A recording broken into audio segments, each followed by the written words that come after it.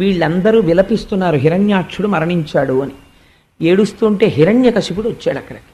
నిజంగా హిరణ్యకశిపుడు చెప్పిన వేదాంతం వింటేనండి మనకు అనిపిస్తుంది, వీడు రాక్షసుడేమిటా, ఇలా ఎవరు చెప్పగలరు వేదాంతం అనిపిస్తుంది. రాక్షసులంటే ఎలా ఉంటారో కళ్ళకి కట్టినట్టు చూపిస్తారు మహర్షి. అది ఆయన గొప్పతనం. ఆయన అన్నాడు, ఏడుస్తున్న భార్యల్ని తల్లిని చూసి నీరాగార నివిష్టపాంధుల క్రియన్ సంసార సంచారుల్ ఒత్తురు కూడి విత్తురు సదా సంగంబులేదొక్కచో శూరుల్పోగిడి త్రోవ పోజను భవత్సు నుండు తల్లి మహాశూరుండాతడు తద్వియోగమునకున్ విలపింప నీకేటికిన్ అని అడిగాడు. ఎంత చిత్రమైన మాట చూడండి.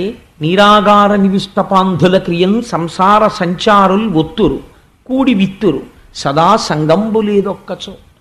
ఎందుకమ్మా అలా ఏడుస్తావు అని మరదల్ని చూసి అంటున్నాడు. ఈ సంసారములో ఉండేటటువంటి వారి యొక్క స్థితి ఎలా ఉంటుందంటే, మంచి వేసవి కాలంలో బాటసారులు నడిచి వెళ్ళిపోతుంటారు. వెళ్ళిపోతుంటే ఎక్కడో చలివేంద్రం ఉంటుంది, అందులో చక్కటి కుండలు పెట్టి చల్లటి నీళ్ళు ఇస్తుంటారు. ఓ 4 గ్లాసులు పెడతారు, ఒక మనిషిని పెడతారు ఆ నీళ్లు పాడు చేయకుండా. అలా వెళ్ళిపోతున్న వారు ఆ ఎండ చేత తప్తమై ఒకసారి ఆ చలివేంద్రంలో కలుసుకుంటారు. అందరూ ఎందుకు కలుసుకున్నారు? అందరికీ దాహం ఉంది కాబట్టి కలుసుకున్నారు. అందరూ తలో గుక్కెడి నీళ్లు తాగుతారు. మీరు ఎట్టెడుతున్నారండి అంటారు. ఏదో కాసేపు సమయం నడవాలి కాబట్టి ఎండ, మళ్ళీ బయటికి వెళ్ళే లోపల ఒక్క 5 నిమిషాలు ఆ తలకు కట్టుకున్న పాగా విప్పేసి దాన్ని దులుపుకుని 1 నిమిషం ఆ అరుగు మీద కూర్చుని హమ్మయ్యా కాసి నీళ్లు తాగేటప్పటికి ఎంత హాయిగా ఉందో ప్రాణమని, అయ్యా మీరు ఎక్కడికి వెళ్తున్నారంటారు. నేను ఇలా పిఠాపురం వెళ్తున్నానండి అంటాడు ఒక ఆయన. ఆయన్ని అడుగుతాడు, మీరు ఎక్కడికి వెళ్తున్నారు అని అడుగుతాడు.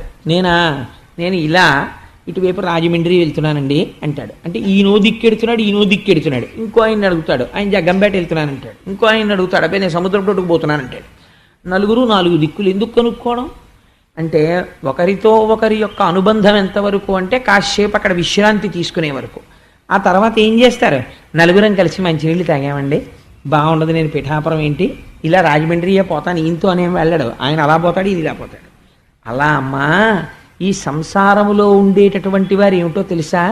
ఎవరు ఎక్కడి నుంచి వస్తారో అసలు ఒకరికొకరే తెలియదు. నిజమే కదండి. నా భార్య నాకేం తెలుసు? ఆ తర్వాత ఎప్పుడో నాకు 25 ఏళ్ళు వచ్చిన తర్వాత నా భార్య ప్రవేశించింది జీవితంలోకి. ఆ తర్వాత నా పిల్లలు నాకే తెలియరు. ఆ తర్వాత వాళ్ళు పుట్టుకొచ్చారు. అందుచేత కాతే కాంత కస్తే పుత్ర సంసారోయమతీవ విచిత్ర కశ్యత్వం కక్కుతయాయాత తత్వం చింతియతదీయభ్రాత అంటారు శంకర భగవత్పాదులు భజగోవిందంలో. ఒక్కసారి ఆలోచించు, ఎవరు నువ్వు, ఎక్కడి నుంచి వచ్చావు, నీ భార్య ఎవరు, నీ పిల్లలు ఎవరంటారు. అలా నీరాగార నివిష్ట పంధుల క్రియం